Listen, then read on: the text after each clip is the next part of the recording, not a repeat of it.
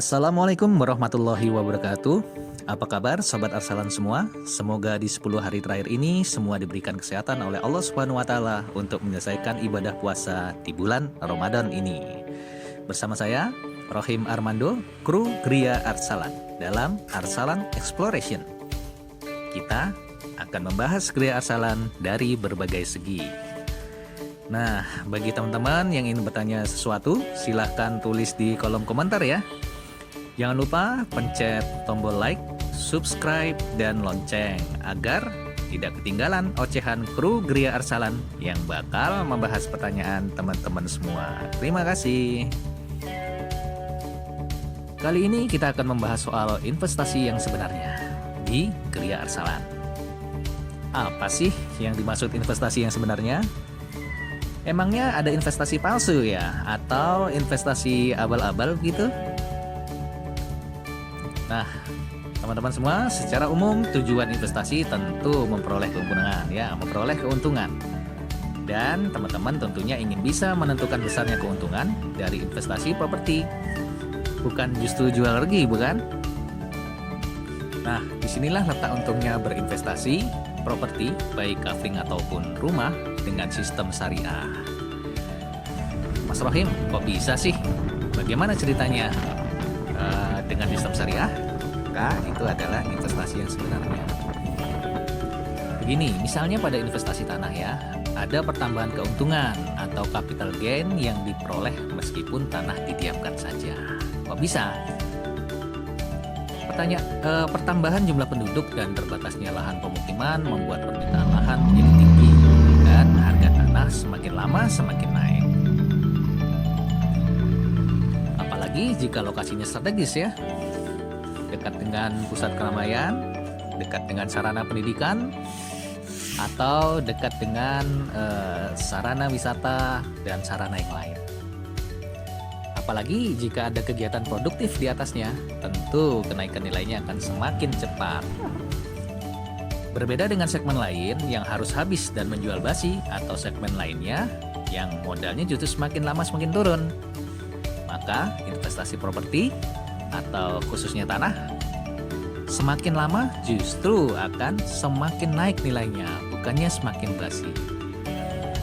Kembali pada investasi yang sebenarnya, yaitu pembelian properti dengan skema kredit syariah. Teman-teman punya hak penuh atas harga properti nantinya ya, harga properti yang sudah teman beli. Maksudnya hak penuh gimana mas?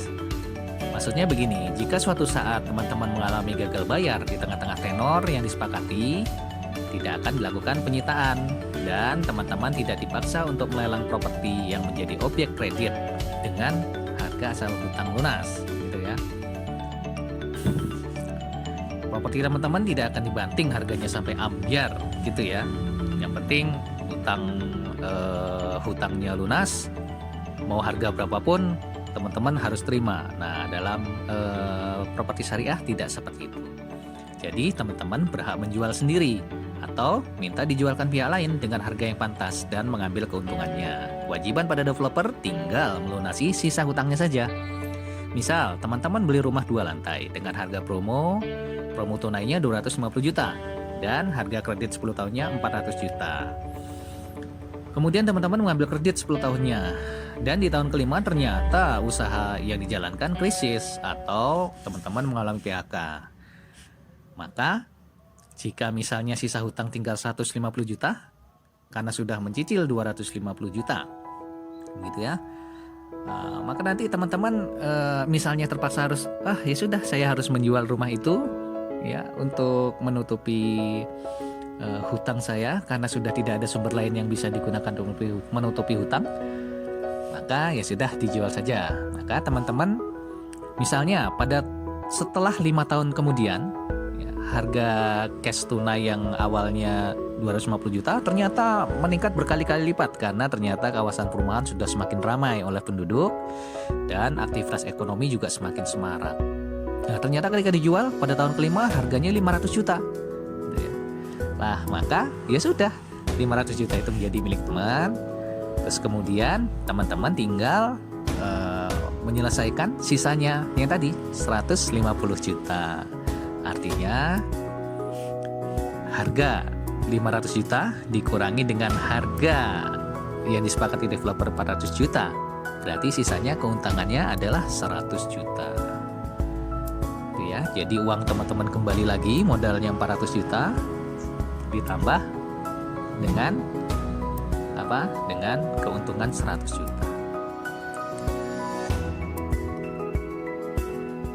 DP dan angsuran yang telah dibayarkan selamanya menjadi investasi dan bertambah nilainya. Ya, menjadi begitu. Rumah bisa dijual dan dihargai sewajarnya. Jadi tidak asal cukup menutupi hutang. Dan teman-teman nanti tidak mendapatkan hanya sisanya saja, gitu ya. Itu mudah-mudahan tidak terjadi pada teman-teman semua.